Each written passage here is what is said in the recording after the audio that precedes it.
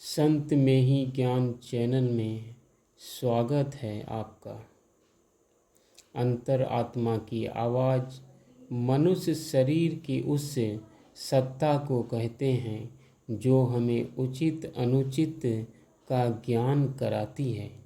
अंतर आत्मा की आवाज़ सत्य होती है। ऐसा माना जाता है कि अंतर आत्मा की आवाज़ ईश्वरीय आवाज़ होती है जो उसकी सबसे अच्छी मित्र होती है, जो अच्छा कर्म करने पर उसे शाबाशी देती है और बुरा कर्म करने पर उसे दुत्कारती भी है। हमारी अंतर आत्मा हमें उचित अनुचित का एहसास कराती है। ये हमें आभास कराती है कि किसी विषय के बारे में जो हम निर्णय ले रहे हैं सही है या गलत। जीवन में कई बार ऐसी परिस्थितियाँ आ जाती है जब हम कर्तव्य विमूढ़ हो जाते हैं। क्या करना सही है या गलत है, इसका निर्णय हम नहीं कर पाते हैं। ऐसी परिस्थिति में हमारी अंतर आत्मा की आवाज़ निर्णायक की भूमिका निभाती है। हमें उचित अनुचित का ज्ञान कराती है। सभी संत महापुरुषों और विद्वानों ने यह माना है कि अंतर आत्मा की आवाज़ ही ईश्वर की आवाज़ होती है। कुछ लोगों का तो यहाँ तक मानना है कि कोई ईश्वरीय सत्ता जरूर है जो हमें शुभ और नैतिक कार्य करने के लिए प्रेरित करते हैं और मनुष्य उसके निर्णय को वैसे ही स्वीकार करते हैं जैसे कोई अनुयायी अपने गुरु के आदेश को मानता है। कई बार जो हम गलत सोचते हैं, हमारी अंतर आत्मा की आवाज़ हमें गलत काम करने से रोक देती है, दुत्कारती है। आज का सत्संग बहुत ही महत्वपूर्ण है, इसीलिए सत्संग को पूरा सुने और लाइक करें, शेयर करें, चैनल को सब्सक्राइब ज़रूर करें। एक बार एक राजा ने अपने राजमहल में प्रोग्राम का आयोजन किया। उस राजा ने अपने राज्य के मशहूर नृत्यज्ञा को अपने राजमहल में निमंत्रण दिया। नृत्यज्ञा का नृत्य देखने के लिए राजा ने अपने गुरु को भी निमंत्रण भेजा। नृत्य शुरू होने से पहले राजा ने अपने गुरुदेव को मुद्राओं से भरी थैली दी और कहने लगा, गुरुदेव, अगर नृत्य अच्छा लगे इसमें से कुछ मुद्राएं उस नृत्यज्ञा को पुरस्कार स्वरूप दे देना। नृत्यज्ञा का नृत्य देखने के लिए राज परिवार का भी उस सभा में उपस्थित हुए। नृत्यज्ञा का नृत्य सभी आनंदपूर्वक देख रहे थे। धीरे धीरे रात बीतती गई। जब रात्रि का तीसरा पहर शुरू हुआ, उस समय नृत्यज्ञा का नृत्य खत्म होने ही वाला था। उसके पीछे जो व्यक्ति तबला बजा रहा था वह सोने लगा, जिससे उसकी ताल बिगड़ गई। नृत्यज्ञा उससे कहने लगी, सारी गई थोड़ी रही, ये भी बीती जाए, ताल भंग ना कीजिए, नहीं तो दाग लग जाए। उसके कहने का भाव यही था कि सारा कार्यक्रम तो अच्छे से हो गया, अब थोड़ा सा ही शेष रह गया। अगर आप लोगों की ताल बिगड़ी तो मेरा नृत्य भी खराब होगा और मेरी नृत्य कला पर दाग लग जाएगा।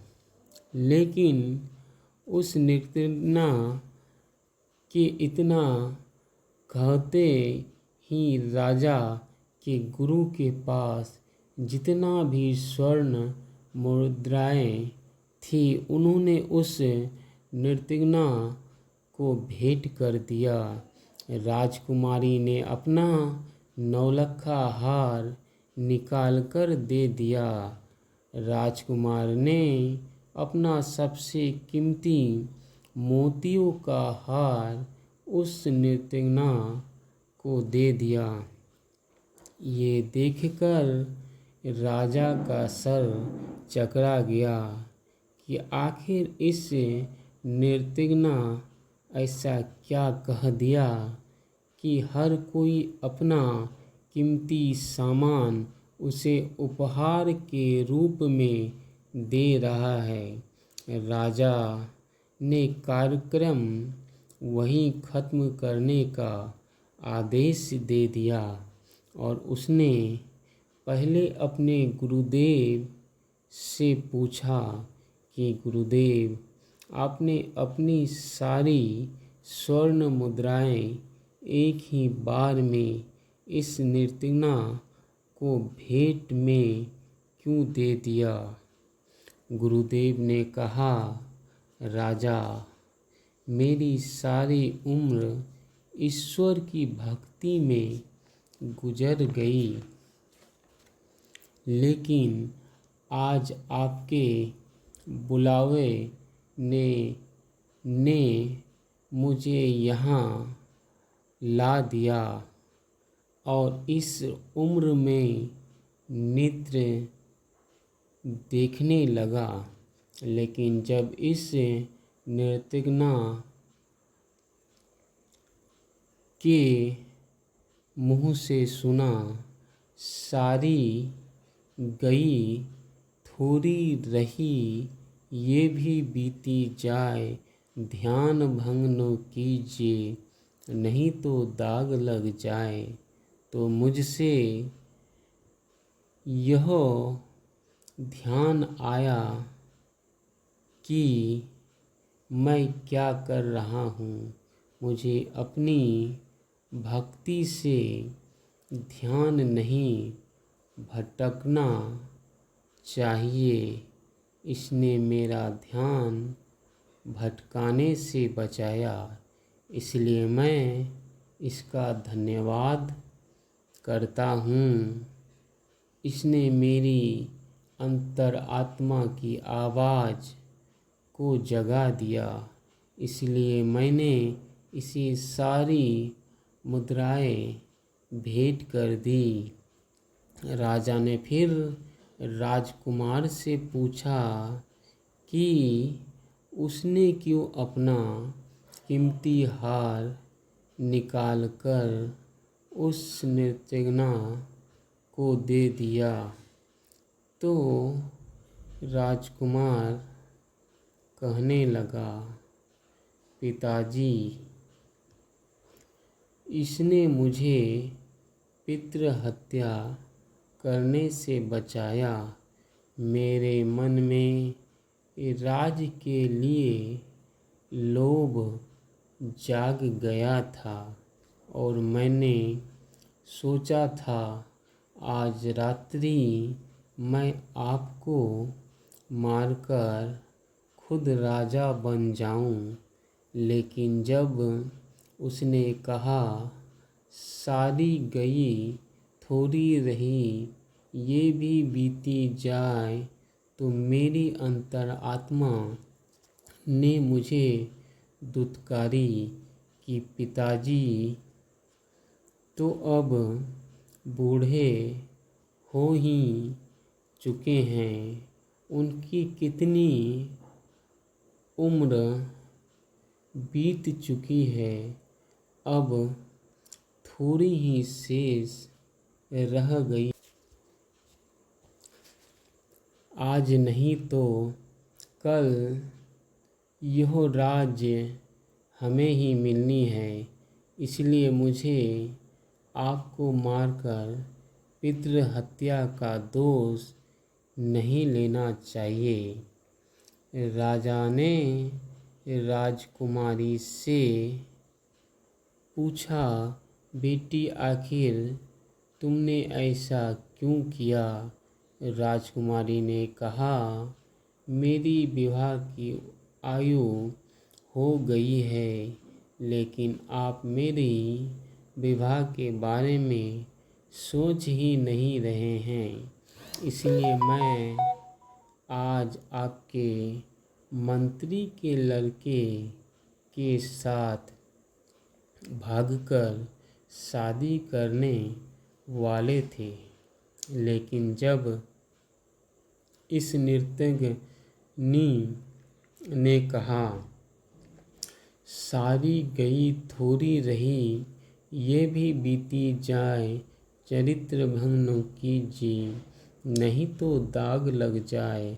तो यह ध्यान आया, आज अगर भाग गया तो आपके ऊपर और भाई के ऊपर दाग लग जाएगा, मुझे चरित्रहीन कहेंगे। इसने मेरी अंतर आत्मा को जगाया है, इसलिए मैंने अपना नौलखा हार निकाल कर दे दिया। ये सब सुनने के बाद राजा की भी अंतर आत्मा जाग गई। उसने घोषणा की, आज ही मेरी बेटी का स्वयंवर हो, और बेटी से कहा, तुम अपना मन चाहे वर का भी चुनाव कर सकती हो। फिर राजा ने दूसरी घोषणा की, आज मैं अपने बेटे को स्वयं राजा घोषित करता हूँ। और तीसरी घोषणा की, मेरे मन में भी अब वैराग्य जाग गया है, मैं अपने गुरुजी के साथ ही वन में जाकर वन में भक्ति करना चाहता हूँ। राजा के गुरु राजकुमार और राजकुमारी तीनों की अंतर आत्मा ने उन्हें गलत निर्णय लेने के लिए उन्हें रोक दिया, उन्हें दुत्कार लगाई। जो उन्हें गलत निर्णय के लिए ग्लानि का भाव था, जो उन्हें एहसास करा रहा था, जो वह सोच रहे हैं, सरासर गलत है। इसलिए तो कहते हैं, इंसान का सबसे बड़ा मित्र उसकी अंतर आत्मा होती है, जो बुरा काम करने में उसे रोकती है, उसे दुत्कार लगाती है, और अच्छा काम करने पर उसे शाबाशी भी देती है।